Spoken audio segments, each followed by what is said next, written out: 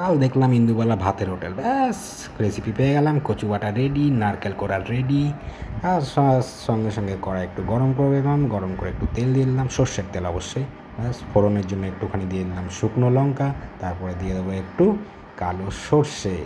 ব্যাস এইটুকুই মশলা, বেশি মশলা আবার ইউজ করা যাবে না, একটু হেলথ কনসাস হয়ে গেছে না, ডায়েট করছি, ভুড়ি ভুড়ি বেড়ে যাচ্ছে। ব্যাস একটু নারকেলগুলো ছড়িয়ে দিলাম, নারকেলগুলো ওমা আবার পুরপুর করে ফোটে, একটু কম হিটেই করতে হবে, নাহলে আবার নারকেল পড়ে যায়। ব্যাস কচুটা ঢেলে দিলাম, কচুর মধ্যে একটু জল ছিল, এতে আর এক্সট্রা করে জল ইউজ করার দরকার নেই। কচুগুলো ভালো করে নারকেলের সঙ্গে মিশিয়ে নাড়তে হবে যতক্ষণ কচুর জলটা না পুরো শুকিয়ে যায়। একটু লবণ দিয়ে দিলাম, ব্যাস লবণ দিয়ে ঝাক্কাস ঘাটছি ঘাটছি ঘাটছি, ঘাটতে ঘাটতে যখন প্রায় একদম শুকিয়ে গেল জল, আর কে পায় গরম গরম ভাতের সঙ্গে খেতে হবে, কচু বাটা রেডি। ওদিকে আমার কচু বাটা রেডি, ভাত দিয়ে খাবো। একটু পোস্ত বানাবো, আলু পোস্ত। হ্যাঁ, পোস্তগুলো টুকটুক করে ঢেলে নিই, কতটা পোস্ত লাগবে কে জানে। হ্যাঁ ঠিক আছে, আমি খাবো, আর পোস্ত আমার ভালোই লাগে। ব্যাস ব্যাস হয়ে গেছে হয়ে গেছে, আর ঢালতে হবে না।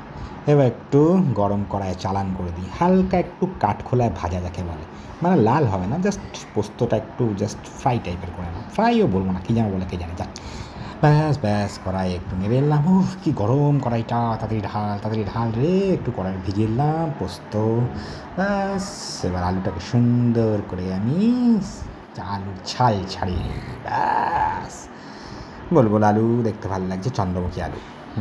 এবার একটু সুন্দর ডাইস কাটি, হো এক্সপার্ট লাগে নিজেকে মাঝে মাঝে, নিজেই নিজেকে বলি। ভিজিয়ে দিলাম, কালো কালো হবে না। ব্যাস পোস্ত বাটা ওদিকে করে নিয়েছি, ফাঁকে ফাঁকে তাল ফাঁকে লবণ দিয়ে দেবো, আর কি যেন দিতে হবে, হলুদ, আর একটুখানি রঙ হলে কি ভালো লাগবে, হ্যাঁ ভালো লাগবে ভালো লাগবে, চলো একটু হালকা কাশ্মীরি মির্চ দিয়ে দিলাম, ঝাল নয়। ব্যাস তেল গরম, ওদিকে তেল গরম, এদিকে একটা শুকনো লঙ্কা ফোড়ন, আর কি দেবো, হ্যাঁ একটু সাদা জিরে দিয়ে দিই, ব্যাস চরবার করে ফুটছে, মানে হয়ে গেছে মনে হয় ফোড়ন দেওয়াটা। ব্যাস এবার আলুগুলো ছাড়ি, ওরে বাবা আলুগুলো থেকে একটু জল ঝরিয়ে নিয়েছি, ব্যাস আলুগুলো চরবার করে ফোটে। এবার একটু নুন দিয়ে আলুগুলো ভাজি, বেশি ভাজতে হবে না, আলু লাল লাল হয়ে গেলে বা আলু পোস্ত আমার দেখতে ভালো লাগে না, কার কেমন লাগে জানি না, আমার ভালো লাগে না। ভাজা টাজা হয়ে গেছে, আর একটু জল দিলাম, জাস্ট আলুগুলোকে ওই পুরো সেদ্ধ নয়, একটু সেদ্ধ করে নেবো।